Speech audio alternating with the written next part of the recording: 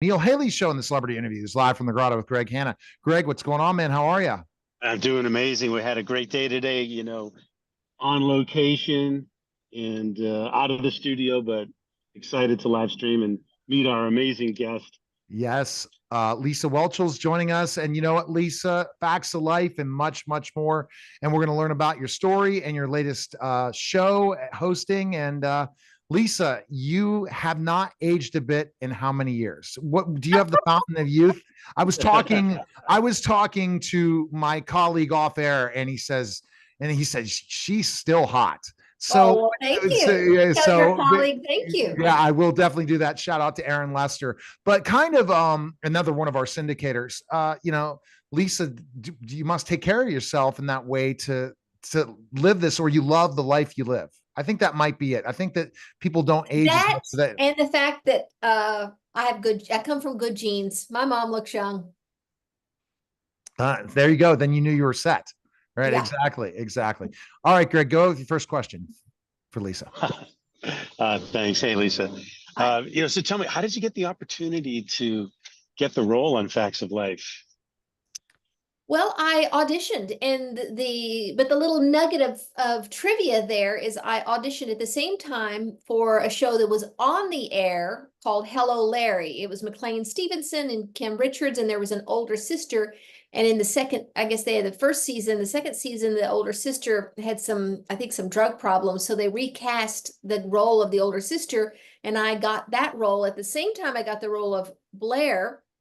But Facts of Life was just a pilot. The other was a definite deal for at least another year of work.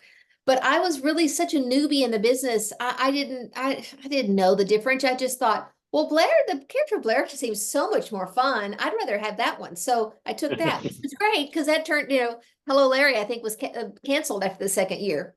Yeah. So you made the right choice. I made the right choice in my naivete. And did you ever think that, Facts of Life, when you first started the show, it would be still iconic today, so many years later? Definitely not. Again, I was 16. Wow. I mean, I'm still a teenager at that point.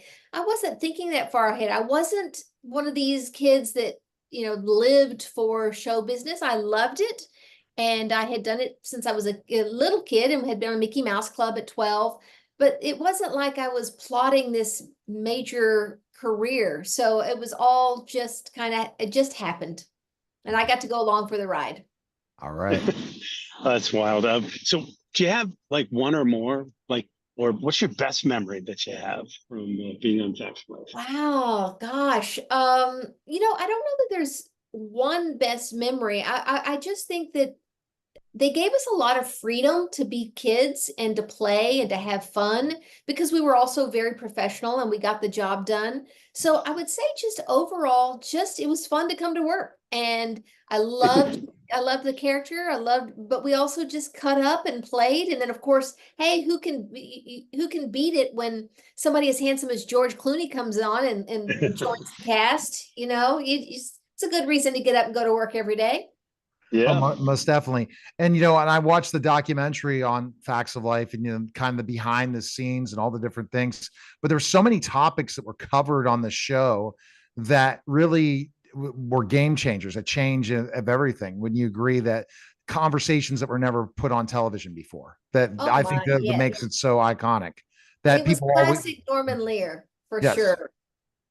Really, and I wouldn't even say that he was shaping the culture. I think he was reflecting where the culture really was and was going in a way that, I think that we were able to then see it on screen and in many cases, and hopefully embrace the evolution of where we were as America the world really, but mostly America.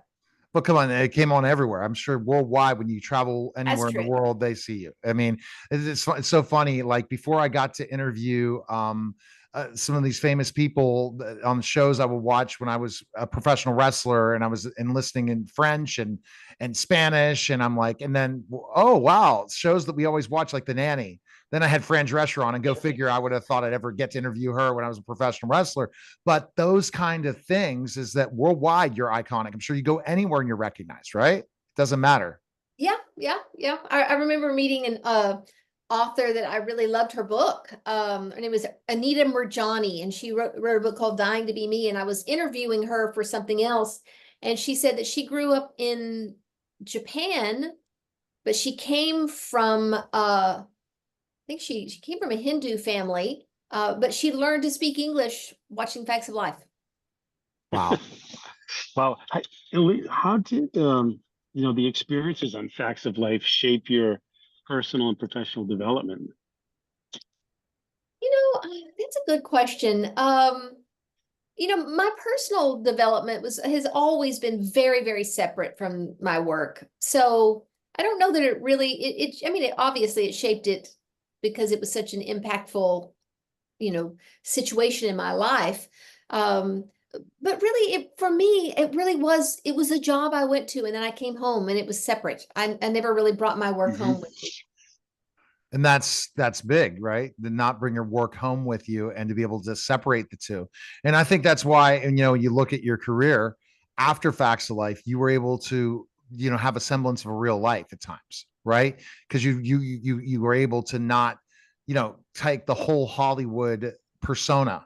You were naive when you got the job, and you really didn't change as a person based on how you were raised. Would you agree? Well, and also, we finished the Facts of Life in March of '88. I was 24, got married in '89, then had a child in '90, and another child in '91, and another child in '92.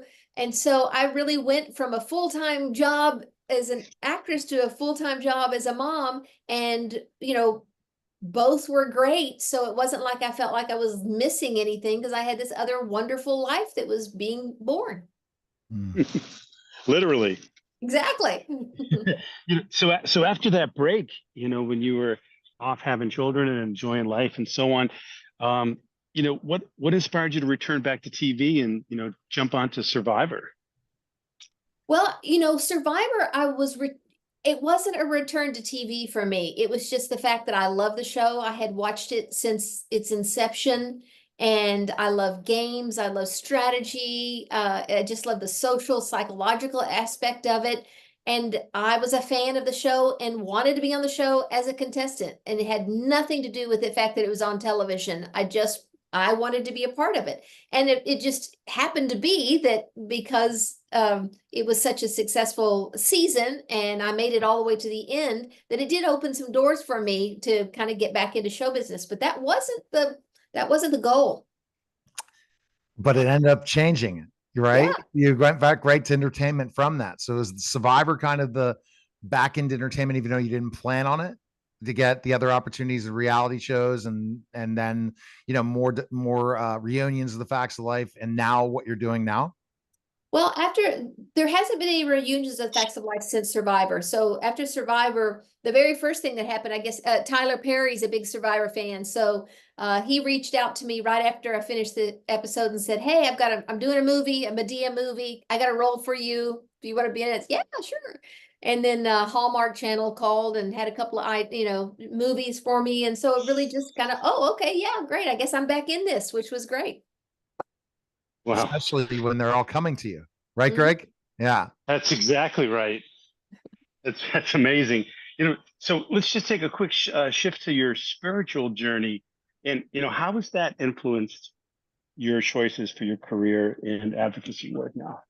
Well, it influenced them in one way back in the day, in that I just so grateful for my upbringing as a Christian, and really the kind of the guidelines that I lived within. I believe that is what kept me sane and not off the deep end, which it happens to so many of us child stars.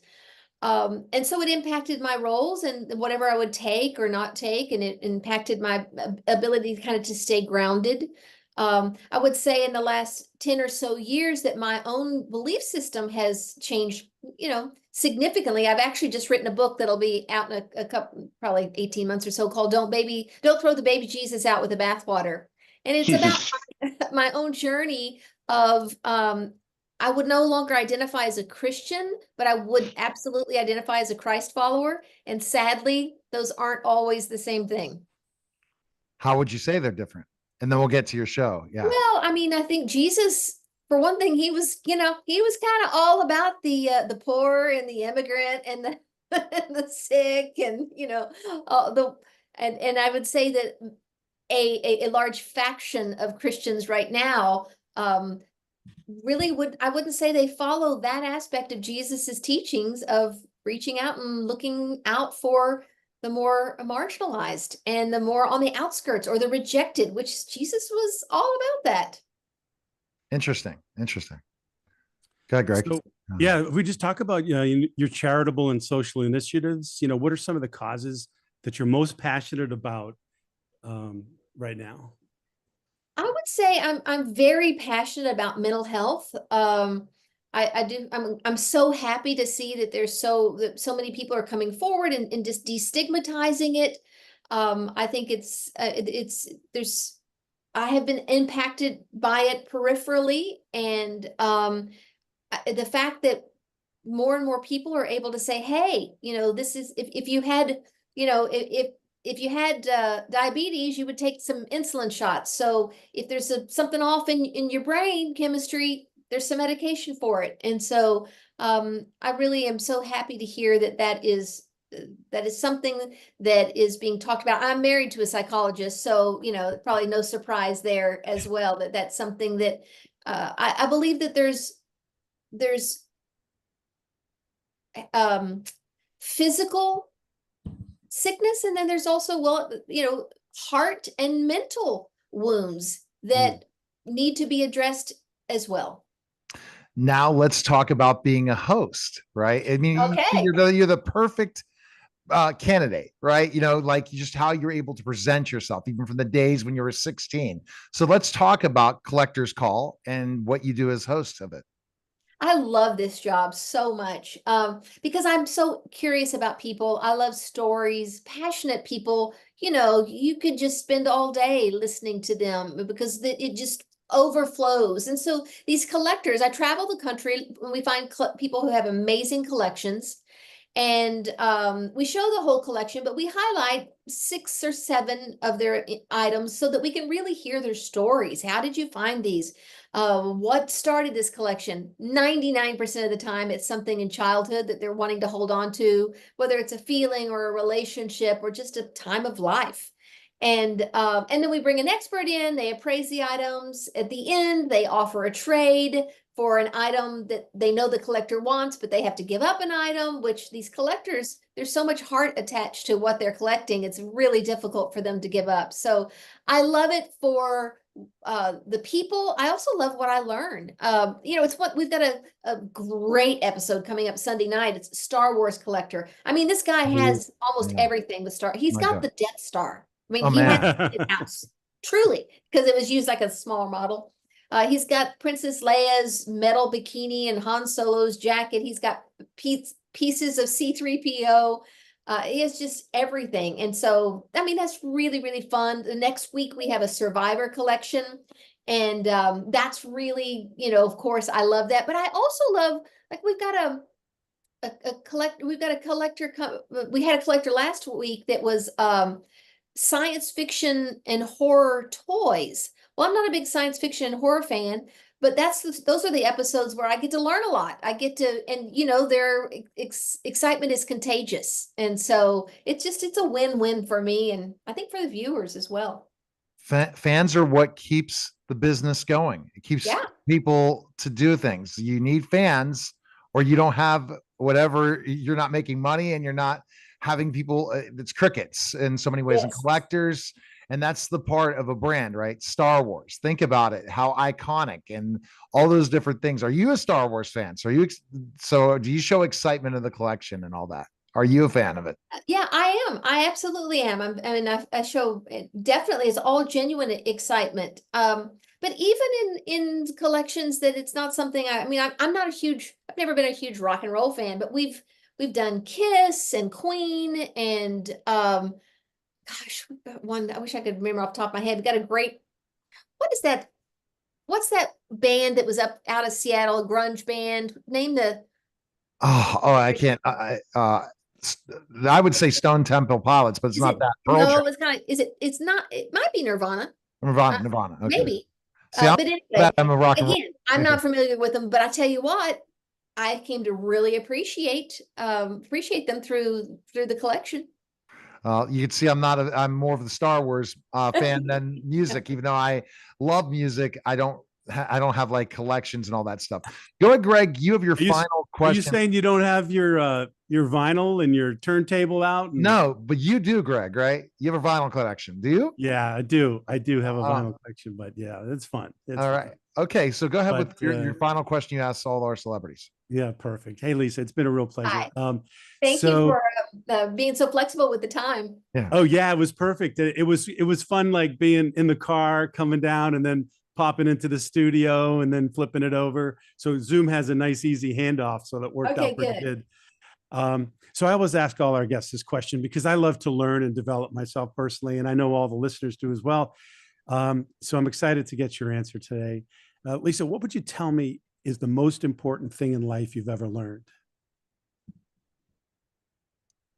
I think I will say, I think that the most important thing in life that I'm still learning, and that is, if I truly and genuinely love myself, all of me, things that I would like to change, things that feel messy, things that feel wounded, things that feel like they're not what I would want to be about myself. And yet I just love all of me. The way that a mother loves a child when they're throwing a temper tantrum and they got a snotty nose and got poop all over them. You know, it doesn't matter. The love is for that child.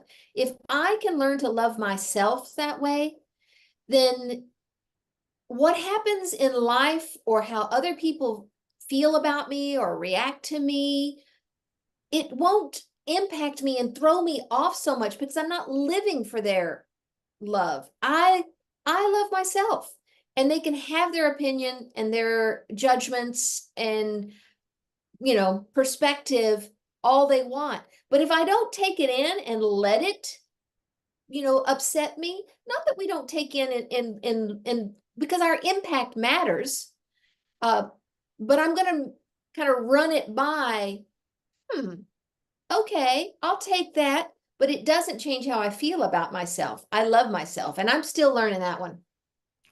That's a hard one, but it's a great one, and it's a great life lesson. Right, Greg? It really is. All right. So loving yourself, as Dee Wallace talked about this all the time. Yeah. She said about how you got to love yourself first before loving anybody else. And you can't love other people without loving yourself. So Lisa, best place. We are going to love other people absolutely the same way we love ourselves. So if we're judging ourselves, we're going to judge those same things in other people. So it's going to show up. All right. So we can check out your TV show on MeTV, and we can check that out on any cable channel. And any best place to find info on you. Where can we go? Yeah, you can just go online, MeTV, and find where it streams near you. It's on Sunday nights, 6:30, 5:30 Central. Appreciate it. This is a great time. Thanks again, Lisa. Right. Thank you. You're welcome. That was a special simulcast of the Neil Haley Show and celebrity interviews live from the Grotto with Greg Hanna. Guys, take care.